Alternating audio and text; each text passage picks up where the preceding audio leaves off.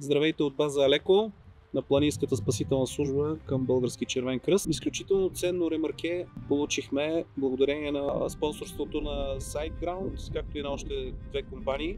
Спасяването в високата планина се прави на ръце. Това ремарке с уникалната си конструкция дава възможност ремаркето да мине точно там, откъдето минава АТВ-то или моторната шейна, т.е. не изисква допълнително голям път.